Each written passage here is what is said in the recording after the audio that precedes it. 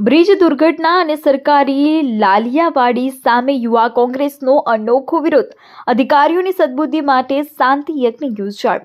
વલસાડ જિલ્લામાં સરકારી કામોમાં ચાલતી કથિત ગેરરીતિ અને તાજેતરમાં ચર્ચાસ્પદ બનેલી બ્રિજ દુર્ઘટનાના વિરોધમાં આજે યુવા કોંગ્રેસ મેદાનમાં ઉતરી હતી.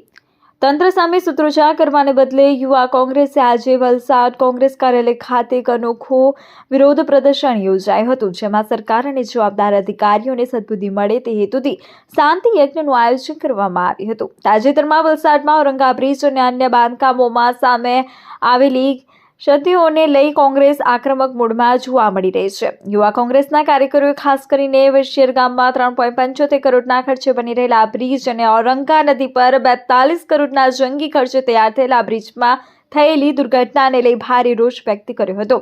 આ તકે કોંગ્રેસના આગેવાનોએ આક્ષેપ કર્યો હતો કે બ્રિજ નિર્માણ નામે પ્રજાના પરસેવાના પૈસાનો વ્યય કરવામાં આવ્યો છે અને માત્ર અંગત લાભ ખાતર કામો કરવામાં આવ્યા છે. શાંતિ યજ્ઞના માધ્યમથી વિરોધ નોંધાવતા યુવા કોંગ્રેસ આ સમગ્ર પ્રકરણમાં સંડોવાયેલા અને બેદરકારી દાખવનાર જવાબદાર અધિકારીઓ સામે તાત્કાલિક કડક કાર્યવાહી કરવાની માંગ કરી છે. સાથે જ તંત્રને ચીમકી ઉચ્ચારવામાં આવી છે કે જો સરકારી કામોમાં ચાલતી લાલિયાવાડી બંધ નહીં થાય અને ભ્રષ્ટાચાર અટકશે નહીં તો આગામી દિવસોમાં યુવા કોંગ્રેસ દ્વારા આંદોલનને વધુ ઉગ્ર બનાવવામાં આવશે.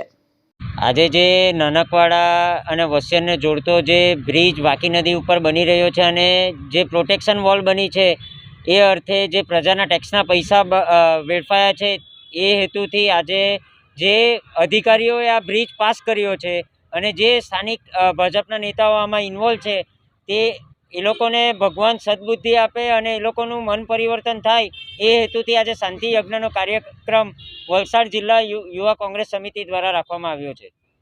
3 કરોડ 80 લાખ રૂપિયાનો બ્રિજ બની રહ્યો છે, 80 લાખ રૂપિયાનો પ્રોટેક્શન વોલ બની છે અને જે બ્રિજ બન્યા પછી જે રોડની હોટમિક્સ રોડ બનશે તેના પછાડી આશરે 4 થી 5 કરોડ રૂપિયા ખર્ચાશે.